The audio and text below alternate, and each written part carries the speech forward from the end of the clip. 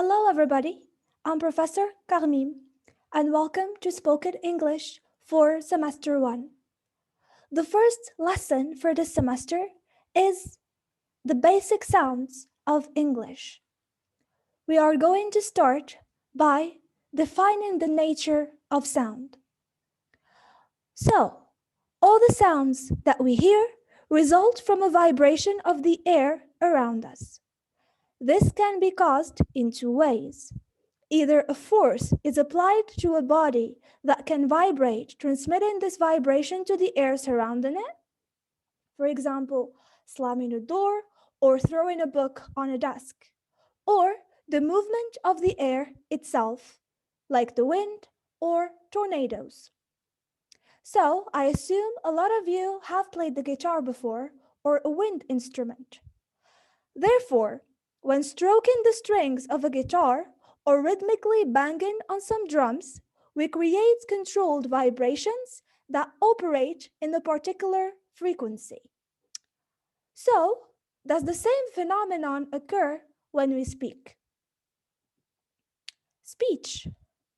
Sounds are the consequence of vibration and frequencies as we have just established.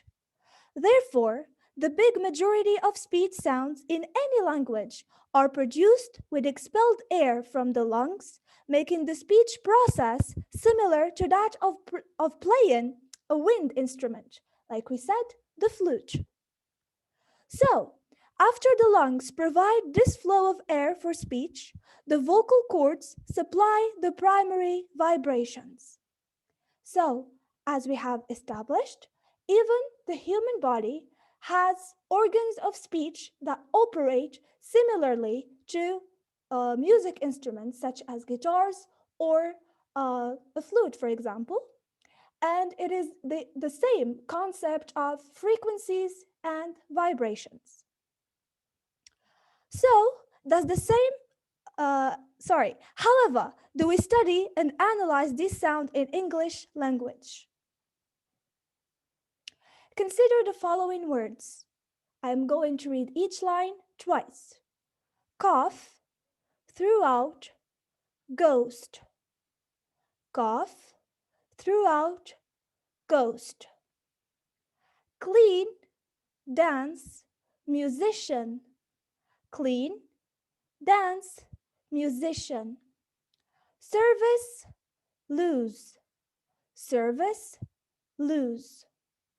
Here, notice that even if the consonants are the same, their pronunciation differs from one word to the other.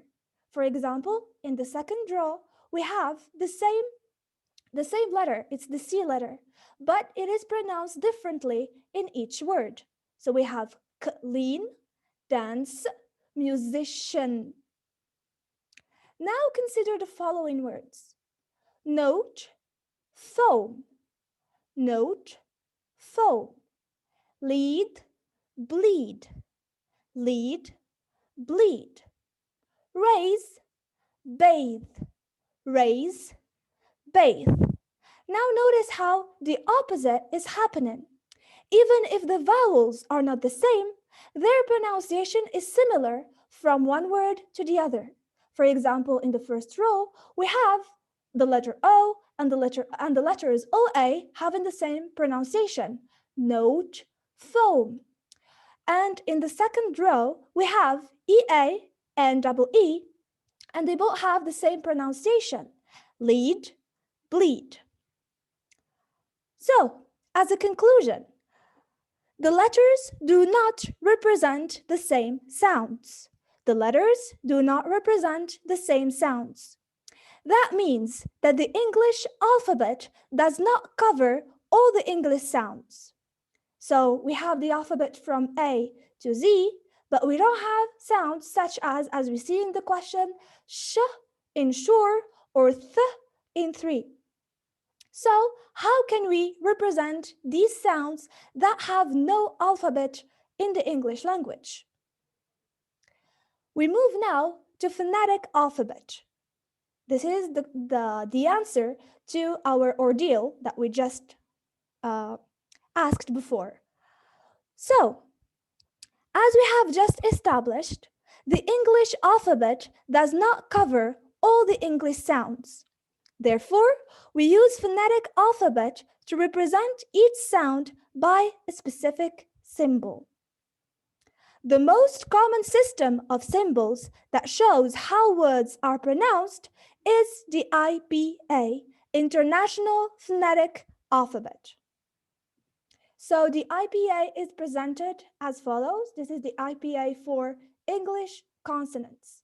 As you can see, we have P for pill, B for bill, M for mill, F for feel, V for veal, Th for thigh, The for thy, Sh for shy, T for till, D for dill, N for nil, S for seal, Z for zeal, Ch for chill, J for job, J for measure, K for kill, G for gill, N for ring, H for hill, L for leaf, R for reef, Y for you, and W for which.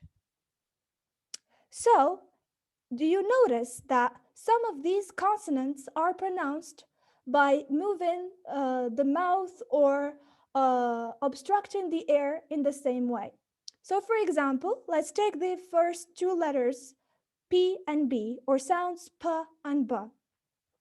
We pronounce P and B by first releasing the air from the mouth. So we have pill and bill.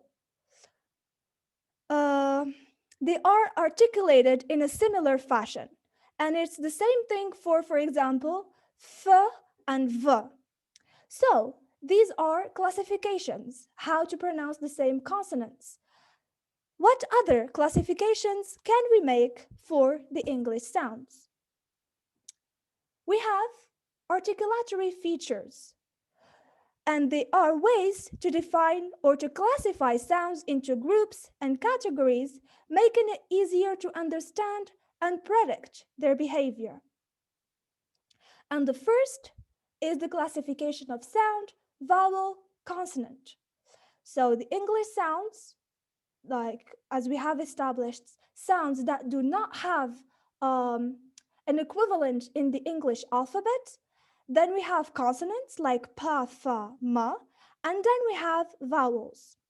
Another classification, and it is one we will elaborate more in the next sessions, is the classification of consonants. Like, for example, we have voiceless consonants and voiced consonants. This classification helps us determine the correct pronunciation when it comes to plural S, third person singular S, regular past verbs that end with ed. And to explain more, we are starting with the S suffix. So consider the following words: houses, nose, its, Jane's. Houses, nose, its, Jane's. Even if the same letter, the same S, is the same, we have different functions for it, and it is pronounced differently. So for the first S, it is for plural nouns. So it is pronounced EZ, houses, houses. As for the second, it is for third person singular, nose, nose. It's a Z sound. The third is contracted, it is. So it's short form of it is. It's, S. The fourth is contracted of it has, short form of it has, it's, S. And the last is possession, Jane's, Jane's. So the rules are as follows. We put or we pronounce a Z sound, Z, after voiced sounds B, D, G, V, or after vowel sounds. Examples: beds, eggs, loves. Second case, s is pronounced after voiceless sounds. P, t, k, f. Example: sets, caps. Is after sibilant consonant sounds such as s, z, or j. Examples: fishes, houses. Fishes, houses. Now for the second case, the ed suffix. Hear the following words: grabbed, fated, danced. Grabbed, fated, danced. So we have three possible ways of pronouncing the same two letters, ed, either by d, id, or t. Da, id, or t. The rules are as follow. The sound d after voiced sounds b, g, v, or vowel sounds, as in cared, failed, bathed. Cared, failed, bathed. Id sound after root final alveolar stops, and again we will elaborate more. T, d, deleted, rounded, deleted, rounded. And lastly, t after voiceless sounds p, k, f, as in stopped or laughed. So I have posted links, very useful links of videos and exercises, and I encourage you to practice by talking as loud as you can in your own rooms, just reading words in order to figure out their pronunciation. I also posted practice exercises, and my email is available if you ever have any questions related to the course or anything else really. Thank you so much for being here, and see you in the next course.